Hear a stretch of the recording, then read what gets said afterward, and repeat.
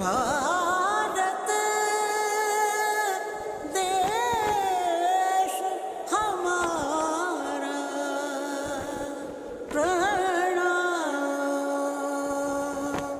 घर घर तिरंगा, हर घर तिरंगा, घर घर तिरंगा, हर घर तिरंगा।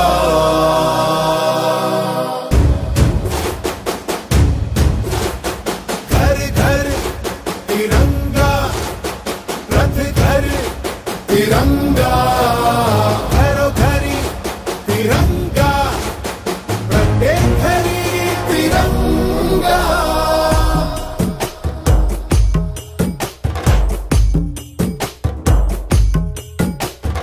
आसमान को पाना है, आसमान से आगे जाना है।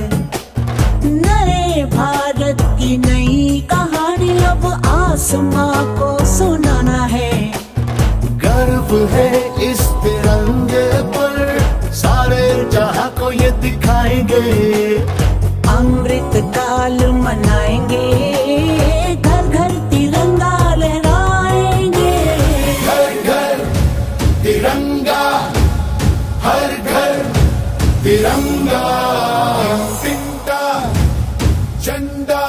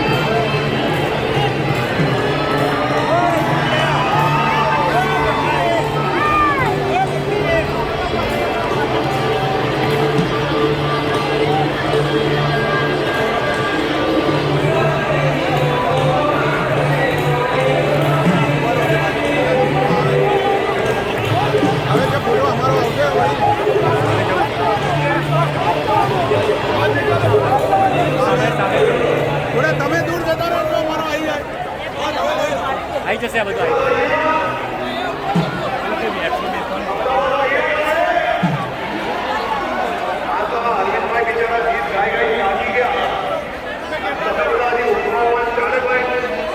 આ દેશ પક્ષીના રંગ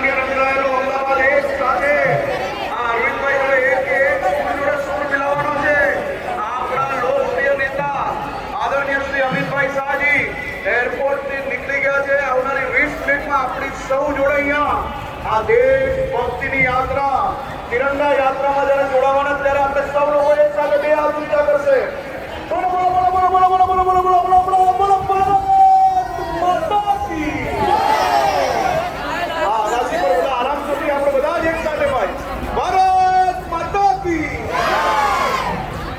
આ બાજુ જો ચારે બાજુ કિલોમીટરો સુધી અમદાવાદની અંદર આજે હું કેટલાય કિલોમીટરથી અહીંયા જ્યારે આવતો હતો ચારે બાજુ લોકો જ લોકો હાથમાં તિરંગો અને દેશ ભક્તિનો જે રંગ આજે અમદાવાદ રંગાયેલો છે. આજે તો આખા દેશનો કેટલો અમદાવાદીઓએ ભેગા થઈને તોડી દીધો. અહીંયા 4 કિલોમીટર સુધી, 4 કિલોમીટર સુધી અને 4 કિલોમીટર સુધી એક ભક્ત લોકોમાં આજે કામ કરતા છે.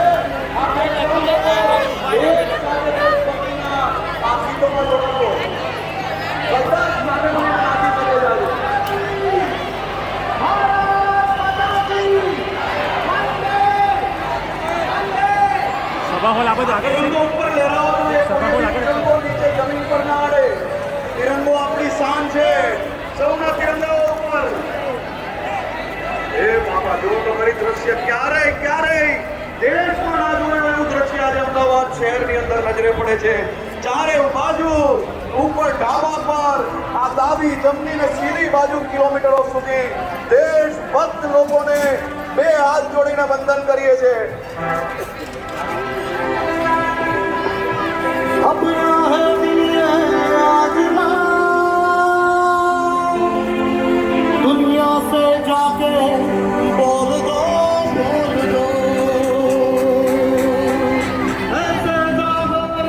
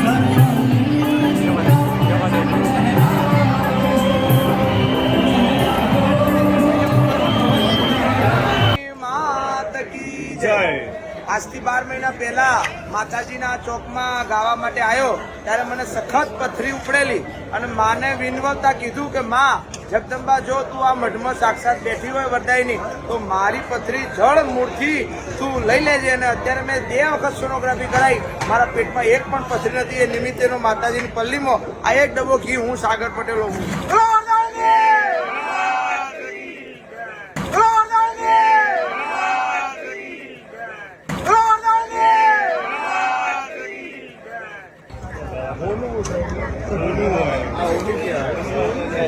બોલો વરદાયની માત કી જય. ઉમિયા માત કી જય.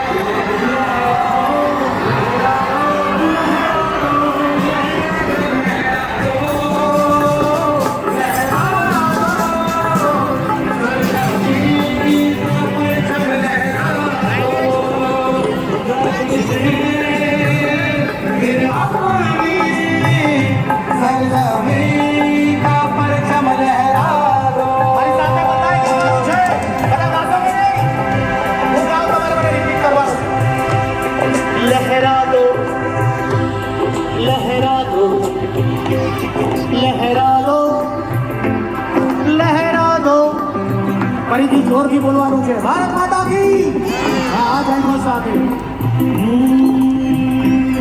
લહેરા દો લહેરા દો લહેરા દો લહેરા દો લહેરા દો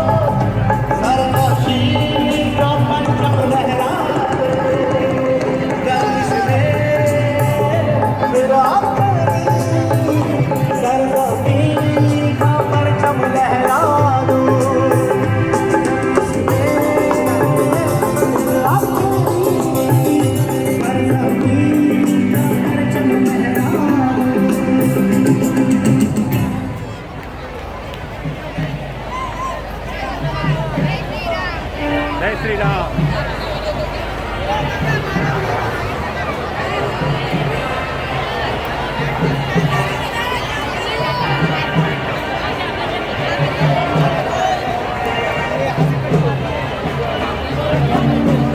સાઈડમાં રહો,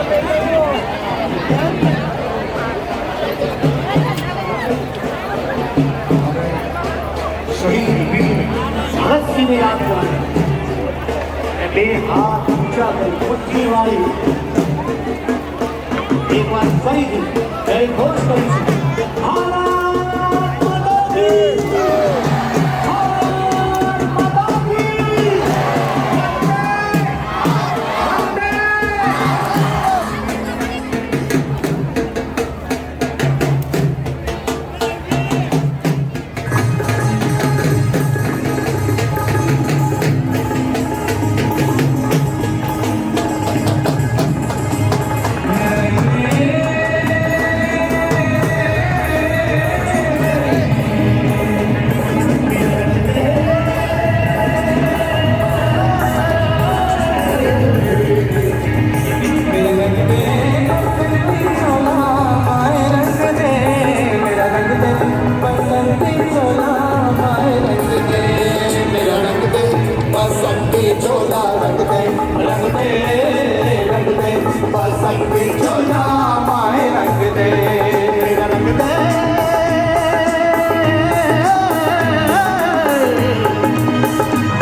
मेरा रंग दे बसंती चोला माहे रंग दे मेरा रंग दे बसंती चोला माहे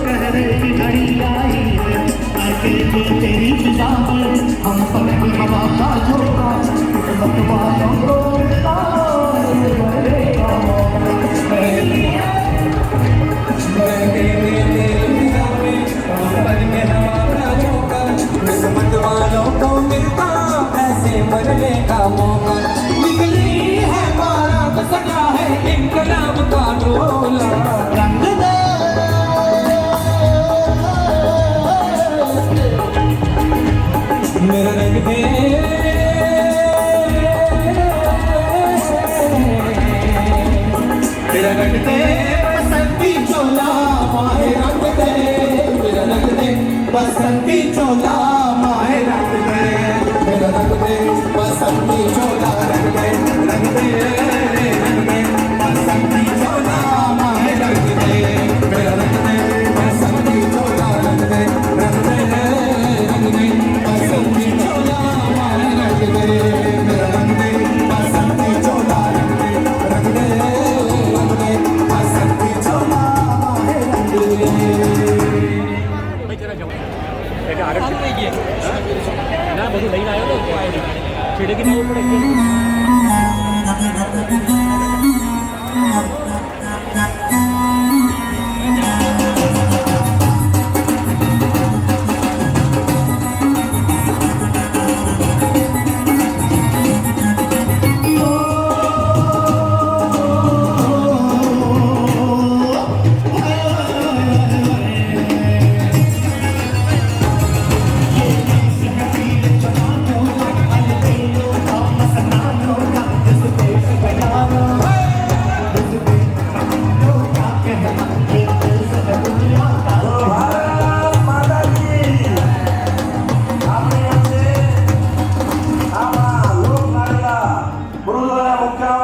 મુખ્યમંત્રી શ્રી આપણી વચ્ચે પધારી ચૂક્યા છે. આપણે એમને જયઘોષથી એમનું સ્વાગત કરીશું. બોલો ભારત માતા કી વંદે વંદે. આપણો મુખ્યમંત્રી શ્રી આપણી વચ્ચે જ્યારે પધારે તો આપણો જયઘોષ સંભળાય છે. આપણા દેશ માટે બોલો ભારત માતા કી વંદે. ફરી એકવાર ભારત માતા કી જયના જયઘોષ સાથે લગાવીએ. માનનીય મુખ્યમંત્રી શ્રી ભૂપેન્દ્રભાઈ પટેલને બોલો ભારત માતા કી ભારત માતા કી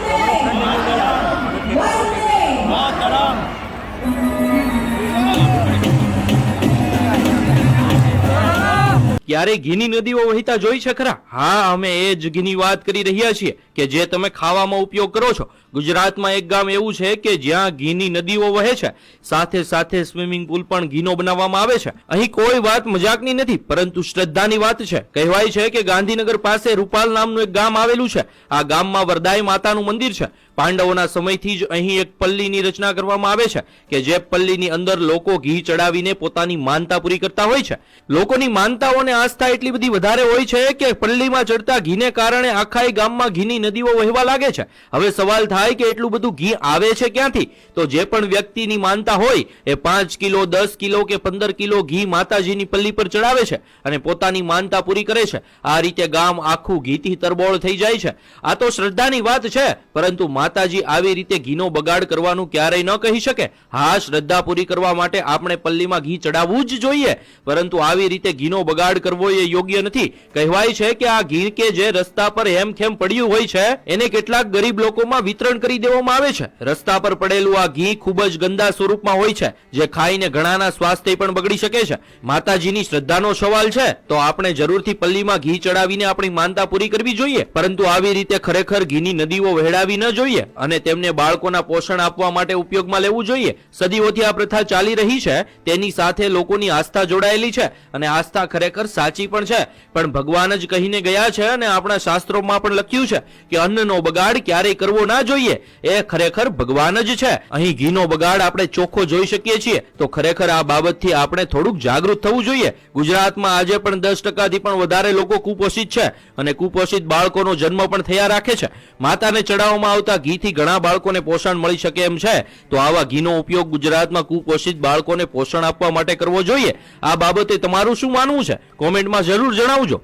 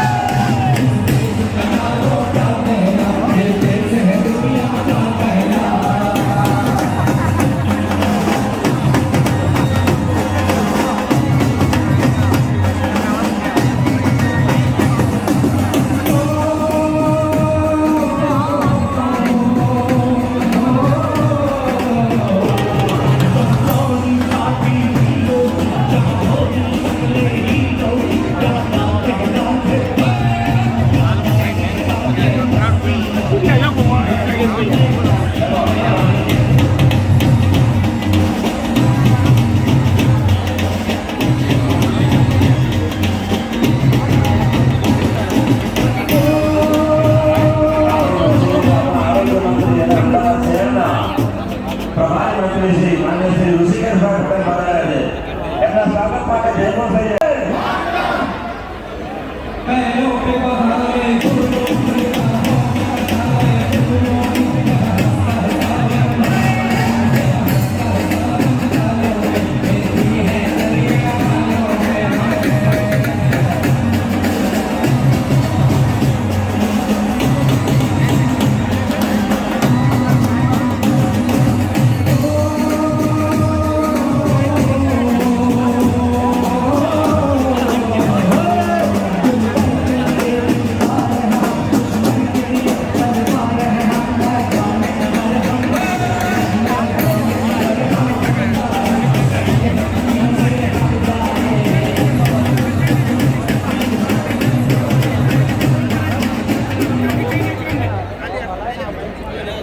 બોલો ભારત માતા કી જય.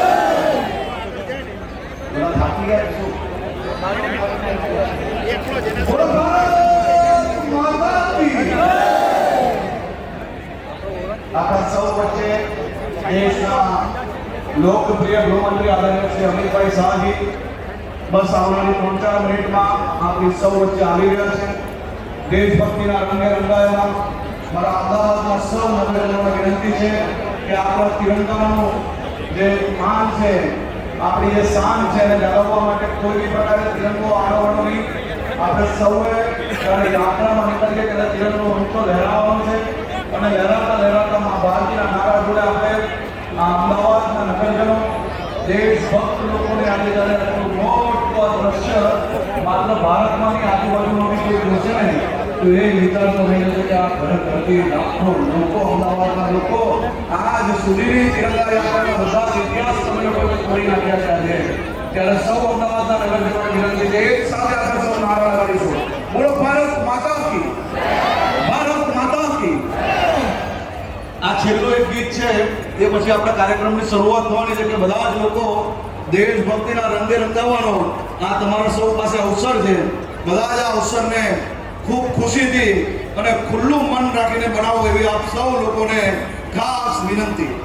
અરવિંદભાઈ છેલ્લું એક ગીત લઈ લો.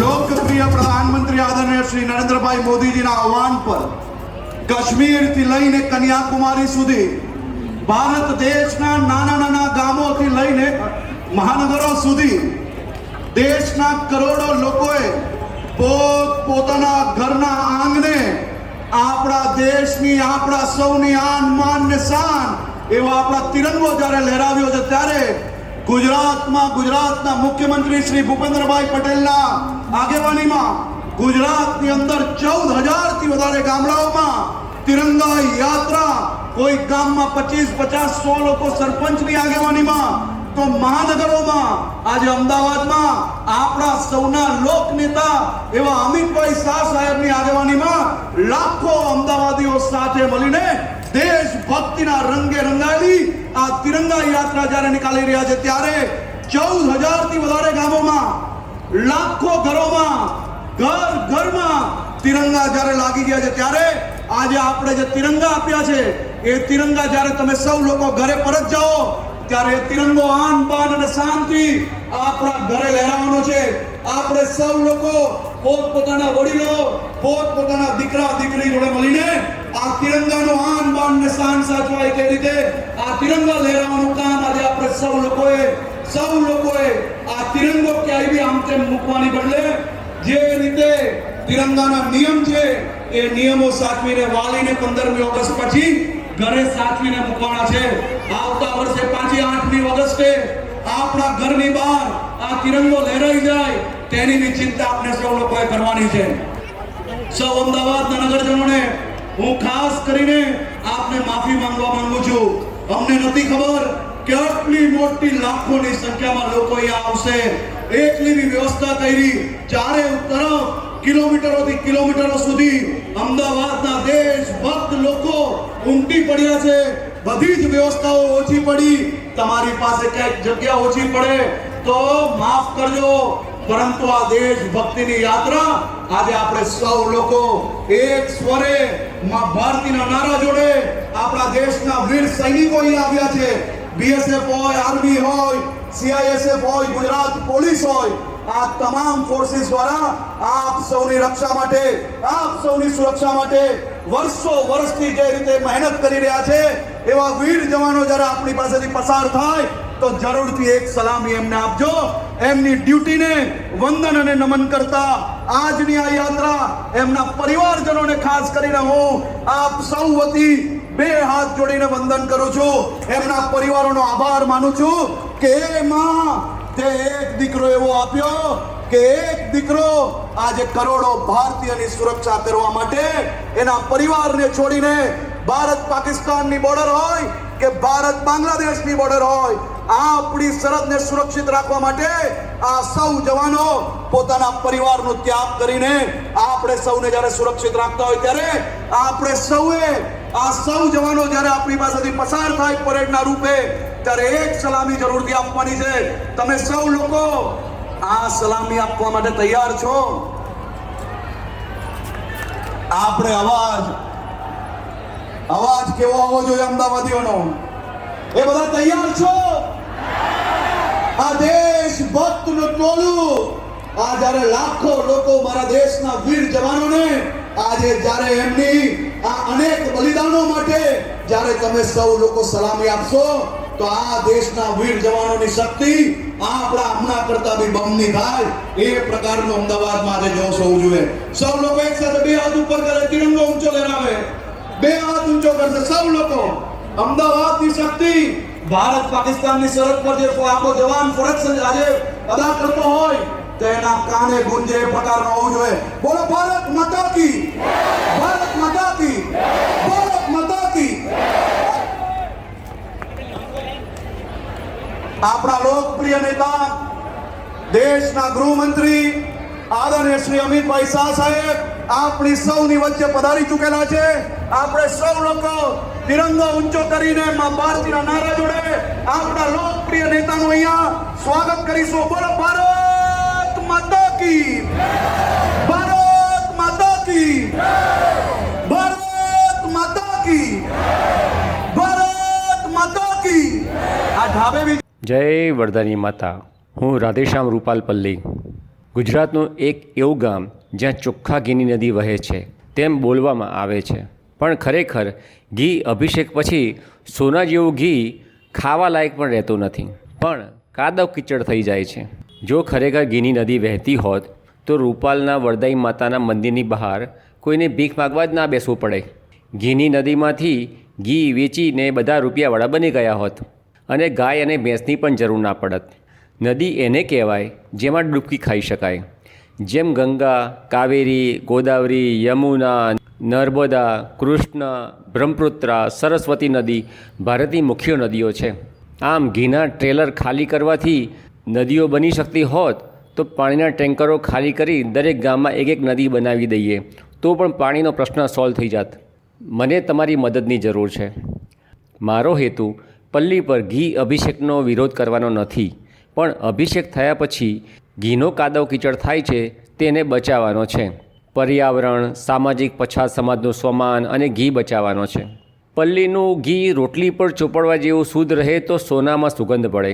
જે ભક્તો રૂપાલ ગામમાં ઘી અભિષેક કરવા આવે છે તેમને કહેવા માગું છું કે મારો પ્લાન એ રૂપાલ ગામના ચોકમાં તાવડી પ્રોજેક્ટ એટલે કે 20 ફૂટ વ્યાસ 6 ઇંચ ઢાળવાળો આરસીસી તાવડી અને બાથરૂમની જેમ અંડરગ્રાઉન્ડ પાઇપલાઇન નેટવર્ક બનાવી શકીએ તો 50 કરોડ રૂપિયાના દાનમાં આવેલા શુદ્ધ ઘીને પરંપરાગત પલ્લીમાં ઘી અભિષેક પછી પણ બચાવી શકાય.